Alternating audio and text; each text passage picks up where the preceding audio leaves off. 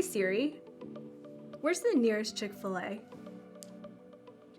She never works. Anyway, hey guys, my name is Lauren and I am so excited to be here with you today. But before we get started, I have a story that I want to share with you. It's an embarrassing story from middle school, and it happened in PE class, where every good, embarrassing middle school story takes place. You see, we were playing soccer in PE one day, and I am not athletic at all. I was actually the last to be picked for a team, so while we're playing soccer, I'm just kind of jogging back and forth, trying to look busy, but also staying far away from the action of the game. When all of a sudden, I'm in my own little world, just jogging up and down the field, and I look up and I see this shadow coming towards my face.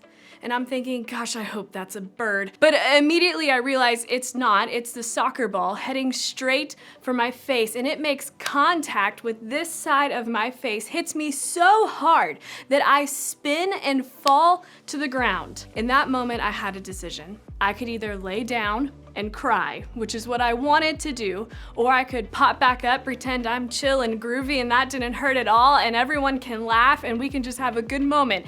And I went with the second option. So I popped back up, I'm like, that was hilarious, guys. On the inside, I'm sobbing, but all my friends are laughing, it's hilarious, we're all having a fun moment together. And later on, I spend a lot of time putting makeup on a bruise on the side of my face. I think we can all agree that sometimes embarrassing moments can be really funny from the outside. Like when someone falls down in public or says the wrong word during a speech or trips in front of a room full of people or gets hit in the face with a soccer ball. We just can't help it. Something about that stuff can just be so funny. Well, that is unless it's happening to us, right? If someone else is known as the kid who fell down the stairs in front of school, it's funny. But when we're the one falling down the stairs, not so funny. You see, after I got hit in the face with a soccer ball in PE class, it kind of followed me everywhere. It kind of became what I was known for, which was a bummer because I have a lot to offer. But everyone was just talking about that one time I got hit in the face with a soccer ball. Lauren, remember that one time you got hit in the face with a soccer ball? Yes, I do, Shannon. I do remember that, and it's not funny, but I guess we'll pretend it's funny. Oh my gosh, it was like so funny. Listen, it followed me for years. But I guess if you were watching, it probably was kind of funny. Isn't it funny the way that works? You do one thing one time in your life, and suddenly that becomes the thing you're known for at school, on your team, at church, just about everywhere you go. It shapes people's opinions of you. In a way, our ability to influence other people works the same.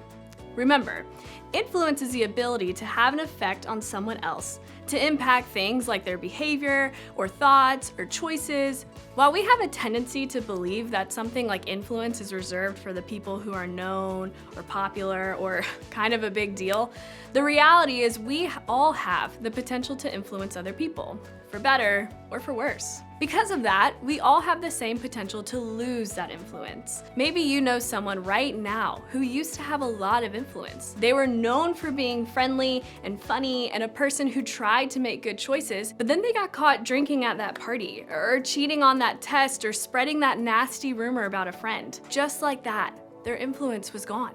Now, instead of being known for all the good things they've done, they're simply known for the one big bad decision they made. Maybe you know this is true because it's happened to you.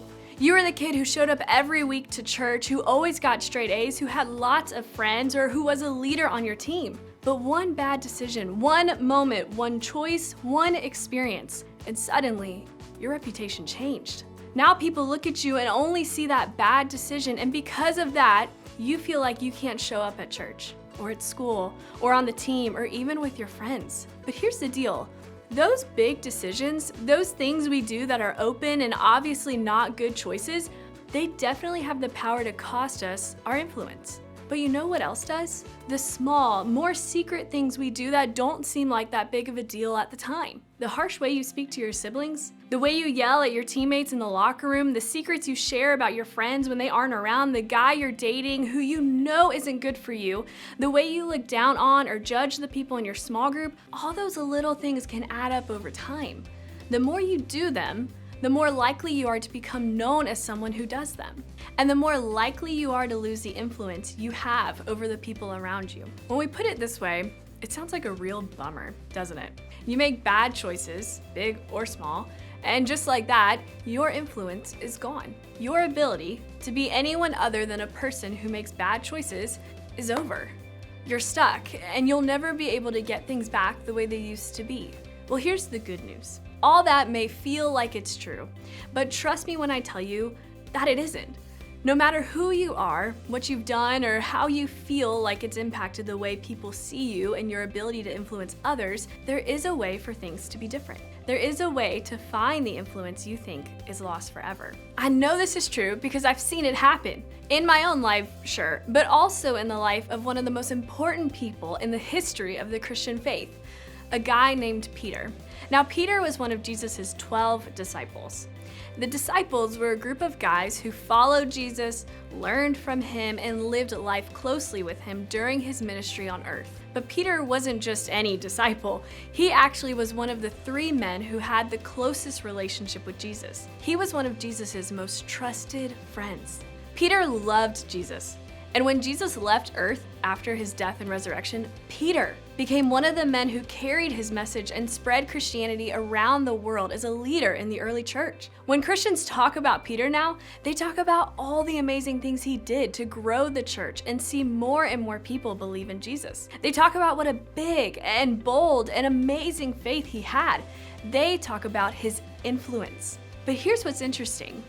Peter wasn't always that guy. Luke, one of Jesus' other disciples, wrote down a story in his account of Jesus' life on earth, the book of the Bible we know as Luke, and shows us a different side of Peter. This amazing leader with so much influence in the church, well, at one point, he did something so bad that he almost lost it all. Where we pick up the story, Jesus had just been arrested and was about to be put on trial for his life. This was the beginning of the end for Jesus, or at least that's what everybody thought. And because they followed Jesus so closely, the disciples were afraid that this was the beginning of the end for them too. If Jesus had just been arrested and had his life on the line, wouldn't the same be true for the people closest to him? As all of this unfolded, Peter followed Jesus to find out where he'd been taken. But because he was afraid for his own life, Peter also hid himself amongst the crowd, trying to blend in so that he wouldn't get noticed as a follower and friend of Jesus. Here's what happened. A servant girl saw him seated there in the firelight. She looked closely at him and said, "This man was with him." But he denied it. "Woman, I don't know him," he said. Do you catch what Peter did here? One of the most trusted friends, loyal followers, and closest servants of Jesus just straight up lied about being any of those things. He denied even knowing Jesus at all. This is like your best friend, your BFF, who knows all your secrets, is first on your Snapchat list, and is the #1 person on your group text, completely and totally dropping you in front of everybody. That's terrible, right? I don't know about you, but that's certainly not the way I would think one of the most influential leaders in the Christian faith would act. Shouldn't a guy who's so important in the history of the church be a guy who stood up for what he believed in and used his influence for good no matter what? Let me just stop here and let you know that this story goes from bad to worse. 2 more people came up to Peter in the crowd and asked him if he knew Jesus. And 2 more times, Peter denied knowing him. Right then and there. You'd think the potential for Peter to ever have any influence as a Christian would be lost. I mean, he denied even knowing the guy who all the Christian faith centers on. How could somebody who does that ever gain back the influence they've lost? Well, Jesus doesn't allow our mistakes to be the end of our story. Did Peter mess up here? Big time. Did he feel awful about it? Yes. Luke went on to tell us that Peter went outside and wept over what he'd done. He knew just how big and bad and costly those lies were, not just to his influence, but also to his relationship with Jesus. But that's the thing about Jesus. He doesn't see our mistakes the same way we do. He knows our sins are forgiven, and when we come to him honestly, he offers us the forgiveness we need to start over. Then, we can begin gaining back the influence we thought was gone for good. That's exactly what he did for his pal Peter. As you probably know, this story didn't seem like it ended all that well the first time. Jesus was killed, and his followers, Peter included, didn't really know what to do next. They were afraid and unsure and so very lost without their leader. But then, 3 days later, Jesus rose back from the dead. He came back to life, which is pretty amazing. And one of the first things he did was find his friends and followers, including Peter. In another account of Jesus' life on earth, the book of John, we find out what Jesus said to Peter when they were reunited. Take a look. When they had finished eating, Jesus said to Simon Peter, "Simon, son of John, do you love me more than these?" "Yes, Lord," he said. "You know that I love you." Jesus said, "Feed my lambs." With his very first question, Jesus was giving Peter a chance to change the story, to right the wrong, to be more than his mistakes, to gain back his influence. And this time around, Peter got it right. 3 times, Jesus asked Peter if he loved him. And 3 times, Peter confirmed his love for Jesus. He said one, "I love you," for every time he had denied Jesus.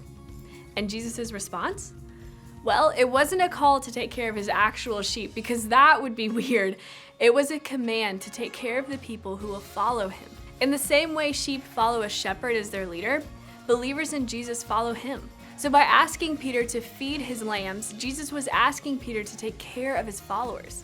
He was asking Peter to tap back into the influence and use it to change the world through the message of Jesus. Jesus saw Peter as so much more than just his mistakes. And the good news is that he sees us in the very same way. No matter what we've done in the past, we have permission to love and follow Jesus right here in the present. Our mistakes and sins have been paid for. We can ask God for the forgiveness Jesus bought for us. And because we're forgiven, we can move forward on a new path step by step, gaining back the influence that we may feel like we've lost. Jesus doesn't allow our mistakes to be the end of our story. Just like Peter, you can receive grace and forgiveness. How your story has gone before doesn't have to be the way it goes in the future. You can take a step toward Jesus and a step toward regaining some of the influence you feel like you've lost. To start, I want you to do 3 things. First, ask yourself what may be causing you to lose influence. Take a minute to think about the choices you might be making, big or small, that are impacting your ability to influence others for good. Is it the guy you're dating? The things you post on social media? The way you speak to kids in your class? Your attitude on the field? The friends you hung out with last week? The secret behaviors you think nobody knows about? Whatever it is, acknowledge what big or small choices might be chipping away at your influence. Next, confess it to God. Be honest with God about it all. Tell him what you're struggling through and ask for his help to overcome it. Ask for his forgiveness and believe that you've received it. Let that moment be the first step in rewriting the story of your influence. Finally, take the first step in the right direction.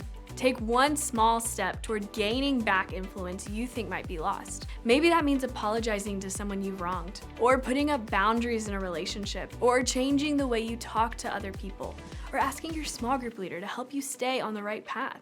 Take one small step this week in the right direction, and next week, take another. Those small steps over time will lead to bigger and better influence in the long run. Remember, Jesus doesn't allow our mistakes to be the end of our story. As you head out, think about this. What's one thing in my life that may be causing me to lose influence?